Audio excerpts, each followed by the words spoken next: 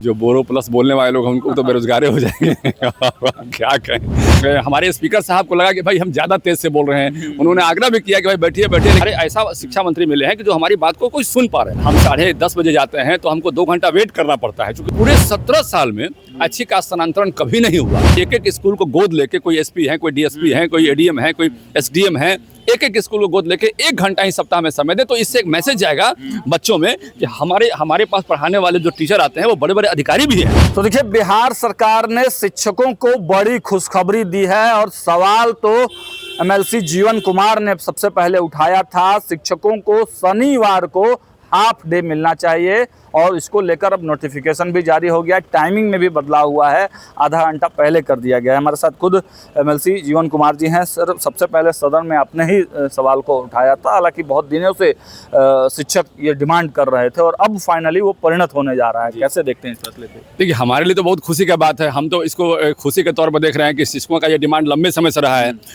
लगातार शिक्षक इस बात को कह रहे थे कि भाई आप जाके शनिवार का हाफ डे करवाइए, कम से कम हाफ डे हम लोग को पढ़वाइए। तो के पाठक जी के समय से जो व्यवस्था में बदलाव आया था, उस व्यवस्था को लेकर बहुत लोग चिंतित थे और अब वो चिंता का समय जो है खत्म हो गया सबका। और आप देखिए कि हम जब सदन में सवाल को उठा रहे थे तो हमारे स्पीकर साहब को लगा कि भाई हम ज़्यादा तेज़ से बोल रहे हैं, उन्होंने आग्रह भी किया कि भाई बैठिए बैठिए, लेकिन तब तक हमारे माननीय मुख्यमंत्री जी हमारी भावना को समझ गए और उन्होंने उठ कर स्पष्ट बोला कि भाई आप चिंता मत कीजिए, अब शिक्षकों को हाफ डे का छुट्टी मिलेगा। और इसके बाद आज का स्थिति कैसा रहा, आज जो है चिट्ठी भी निकल गई और एक खुशी का माहौल है पूरे बिहार में। मैंने 50 शिक्षक से आज मैंने बात किया है और बात करने के बाद उनके चेहरे पर जो खुशी नज़र आ रही है, उनके आवाज़ में जो खुशी नज़र आ रही है, वो बहुत एक अच्छा संदेश देती है। हमारे मिथिलेश तिवारी जी हमारे बने हैं शिक्षकों के, जो हमारे मंत्री बने हैं, शिक्षा विभाग के मंत्री बने हैं, तो उनके आने के बाद जो है ना हम देख रहे हैं कि बड़ा बदलाव हो गया। पहले के हमारे जो शिक्षा मंत्री थे वो भी प्रयास कर रहे थे, लेकिन वो शिक्षकों से नहीं मिलते थे, शिक्षक नेताओं से नहीं मिलते थे, बहुत कम मिलते थे। जैसे हम लोग को ही मिलना होता था तो अपने काम में व्यस्त रहते थे। हम ये नहीं कर रहे हैं कि वो गलत काम करते थे, वो अच्छा ही काम करते थे, लेकिन उनका इंटरेक्शन कम था। लेकिन प्रशासनिक क्षेत्र के थे तो थोड़ा अपने स्टाइल से काम करते थे, वो भी प्रयास किए सुधारने का। लेकिन वर्तमान व्यवस्था में जो शिक्षकों के लिए काम हो रहा है, 1 to 1 सब लोगों से मिलने का जो प्रयास किया जा रहा है, तो एक इससे बेहतर संदेश जा रहा है कि भाई हमारी बातों को सुनने का कोई प्रयास कर रहा है। हमारे ऐसा शिक्षा मंत्री मिले हैं कि जो हमारी बात को कोई सुन पा रहे हैं। तो लंबे समय के बाद शिक्षकों का ये रिएक्शन आ रहा है पूरे बिहार में कि शिक्षकों को सुनने वाला कोई मंत्री बन गया है। तो एक ऐसा तो हम 16 घंटा 18 घंटा काम कर रहे हैं। ये तो कहता भाई, हम जब भी रात में हमको जब मिलना होता है तो कभी हम 10:30 बजे जाते हैं तो हमको 2 घंटा वेट करना पड़ता है, क्योंकि उस वक्त भी 50 को भी वेट करना पड़ता है भाई। 50 आदमी की भीड़ से मिलने के लिए आपको भी वेट। अच्छा ये बताइए कि हमारा भी तो लंबा एजेंडा होता है। अब पहले पूरे क्षेत्र से लोग लेके आए हैं अपना एजेंडा लेके, तो कहते हैं जीवन जी आप अपने घर के आदमी हैं, आप तो भाई एमएलसी हैं, आपका तो बाद में भी सुन लेंगे, तो आप वेट कीजिए। तो 12:30 बजे उनको कभी 1 बजे समय मिलता है बात करने का, लेकिन हम लोग शांतिपूर्वक इंतजार करके अपनी बातों को रखते हैं और खुशी भी होती है इस बात को लेकर कि भाई जब पूरे बिहार के लोग आके उनसे मिलने आ रहे हैं, उनके घर पे आ रहे हैं और रात में 12 बजे भी समय दे रहे हैं, तो निश्चित रूप से समस्याओं का समाधान में लगे हैं। अभी देखिए, कुछ बातों को लेकर जो है पूरे हमारे शिक्षक बहुत चिंतित थे कि भाई ट्रांसफर कैसे होगा। तो ट्रांसफर को लेकर भी उन्होंने जो कदम उठाया, ये म्यूचुअल का कदम उठाया, उन्होंने जो अभी कदम उठाया, सरप्लस जो है टीचर्स हैं तो उनके लिए भी एक रास्ता खोला और बाद में जनरल का भी रास्ता खोलने वाले हैं, जो वो लगातार कर रहे हैं। और स्पष्ट वो कहें कि हम ऐच्छिक का स्थानांतरण देंगे। और लंबे समय से जब से हम चुनाव जीते तब से ऐच्छिक का स्थानांतरण का मांग शिक्षकों का था और पूरे 17 साल में ऐच्छिक का स्थानांतरण कभी नहीं हुआ। ये 17 साल में जब से मतलब कि इन लोगों की बहाली हुई थी, जो नियोजित शिक्षक थे, और आज जो कुछ में से 90% से ऊपर विशिष्ट बन गए, तो कभी उन लोगों का ऐच्छिक का स्थानांतरण नहीं हुआ। ये पहली बार हो रहा है उनका ऐच्छिक का स्थानांतरण, जहां वो चाहते हैं वो जाएं। और 400 किलोमीटर 500 किलोमीटर सफ़र करके किशनगंज में जो पोस्टिंग है जिनका, वो अब अपने घर में बेगूसराय में आ जाएंगे, वो अपने घर में अब कैमूर में, रोहतास में, आरा में, औरंगाबाद में, जहानाबाद में आ जाएंगे, गया में आ जाएंगे। तो उनके लिए एक मतलब दिवा स्वप्न जैसा था कि जैसे हमारे लिए सपना है, तो ये अब उनका सपना अब साकार हो रहा है, होने वाला है। अच्छा जीवन जी, टाइमिंग भी चेंज हुआ है, आधे घंटे पहले अब 9:30 बजे से ही स्कूल हो गया है, तो इसको लेकर थोड़ा परेशानी भी होगी। देखिए, बहुत फ़र्क हमको लगता है कि इससे नहीं पड़ने वाला है। और जो शिक्षक हमारे बच्चों को पढ़ाने के लिए सवेरे 6 बजे चले जा रहे थे, तो 9:30 बजे पहुँचने में हमें नहीं लगता कि बहुत ज़्यादा दिक्कत होगी इसमें। हाँ, हमको लगता नहीं कि ऐसा बहुत दिक्कत होने वाली है। स्थानांतरण पॉलिसी की बात कही आपने, और आज तो मंत्री जी ने प्रेस वार्ता भी किया और उन्होंने कहा कि 31 अक्टूबर के बाद कोई भी समस्या शिक्षकों का नहीं रह जाएगा। तो लगता है कि बहुत सारे शिक्षक नेता भी बेरोजगार हो जाएंगे, नेतागिरी खतरे में पड़ जाएगी। और देखिए इसमें हम क्या कहें, जो बोरो प्लस बोलने वाले लोग उनको तो बेरोजगार हो जाएंगे क्या कहें, जो सरप्लस को बोरो प्लस, और कुछ नेताओं का भी जो है ना इनका छुट्टी हो जाएगा। और विपक्ष में ऐसे बड़े बड़े नेता हैं जो एजुटेशन को बोलते हैं, एजुकेशन को एजुटेशन बोलते हैं, तो उनको यही नहीं पता है कि कैसे अटैक करना है, एजुकेशन का मतलब क्या होता है और एजुटेशन का मतलब क्या होता है, जिनको यही नहीं फ़र्क समझ में आता है। तो अब ये लोग तो बेरोजगार न हो जाएंगे।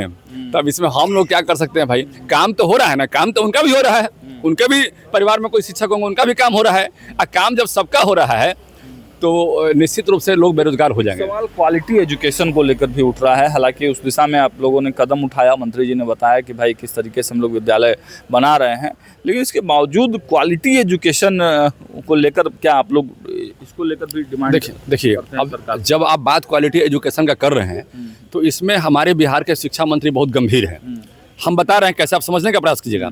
जो भी मॉडल स्कूल हुआ है, मॉडल स्कूल का चयन किया गया, हम लोग का प्लानिंग क्या था कि नेतरहाट नवोदय और जो नेतरहाट नवोदय और सैनिक स्कूल थे, तो सैनिक स्कूल में पढ़ाई के लिए लोग बेचैन रहते थे। बड़े बड़े संभ्रांत परिवार के लोग सोचते थे कि हमारा बेटा का सैनिक स्कूल में एडमिशन हो जाए, हमारा बेटा का एडमिशन नवोदय में हो जाए, हमारा बेटा का एडमिशन नेतरहाट में हो जाए, क्योंकि वहाँ जाने के बाद मेरे बेटे का भविष्य बन जाएगा।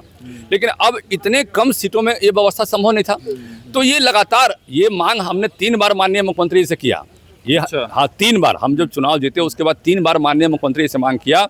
एक बार ये भी कहा कि जब तक ये व्यवस्था नहीं आती है तब तक जितने भी आपके अधिकारी हैं, सब अधिकारियों को ये कहा जाए कि भाई एक एक स्कूल को गोद लेके, कोई एसपी है, कोई डीएसपी है, कोई एडीएम है, कोई एसडीएम है, एक एक स्कूल को गोद लेके 1 घंटा ही सप्ताह में समय दे। तो इससे एक मैसेज जाएगा बच्चों में कि हमारे पास पढ़ाने वाले जो टीचर आते हैं वो बड़े बड़े अधिकारी भी हैं, एक अच्छा संदेश जाएगा।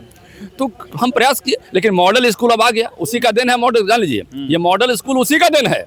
मॉडल स्कूल उसी का दिन है, और हम लोग के मन में था, हम लोग हमेशा चिट्ठी लिखे कि जिला में एक ऐसी व्यवस्था की जाए जिससे कि संभ्रांत और जो परिवार अपने समझते हैं कि हमारा बच्चा का भविष्य बिगड़ जाएगा सरकारी में जाने से, तो आप करवाइए ना भाई मॉडल स्कूल में। हर प्रखंड में तो आ गया, अब वहाँ शिक्षक भी ऐसे बहाल हो रहे हैं। इसका मतलब ये नहीं कि बाकी शिक्षक हमारे गलत हैं, सारे के सारे स्कूल ठीक हैं, लेकिन उसी में से कुछ अच्छा करने का प्रयास किया जा रहा है। और जो चाहते हैं कि भाई अच्छा से ज़्यादा से अच्छा पढ़ाई करें, तो अपना करवाइए मॉडल में अपना बच्चों का नामांकन। और आगे आने वाले भविष्य में एक ऐसे स्कूल की तैयारी हो रही है कि सारे मॉडल स्कूल को मिला के भी जो है एक सेंट्रल एक ऐसा स्कूल बने कि वहाँ उनका भी बेहतर, हम बेहतर नहीं, इन्हीं में से बच्चे वहाँ चले जाएं, क्या दिक्कत है। तो लगातार शिक्षा का मॉडल जो है सरकार सुधारने का प्रयास करिए। और हमारे मुख्यमंत्री जी का भी जो है उनका भी विजन है, वो लगातार कहते हैं कि जिस दिन हमारे बड़े सम्रांत परिवार के लोग, जिस दिन सरकार के बड़े बड़े ऑफिसर अपने बच्चों को एडमिशन करवाएंगे, वो भी पैरवी करना पड़ेगा उनको सरकारी स्कूल में दाखिला के लिए,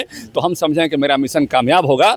और यही क्वालिटी एजुकेशन का सबसे पहला स्टेप जो है होगा। एक अंतिम सवाल है भाई, अभी ताज़ा चुनाव जीते हैं प्रशांत किशोर बांकीपुर से, वो कह रहे हैं कि हम सुधारने का प्रयास करेंगे, नहीं सुधरेगा तो सभी जो बच्चे हैं, गरीब बच्चे, उनको अंग्रेजी स्कूल में हम लोग पढ़ाने की व्यवस्था करेंगे।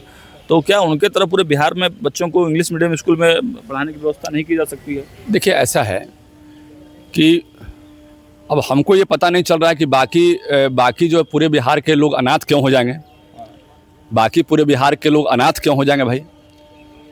अरे भाई व्यवस्था में सुधार करना है तो व्यवस्था में सुधार करने का प्रयास जो सरकार करे, आप उसमें बेहतर राय दीजिए, आपको जो करना है कीजिए, उसमें कोई दिक्कत नहीं है।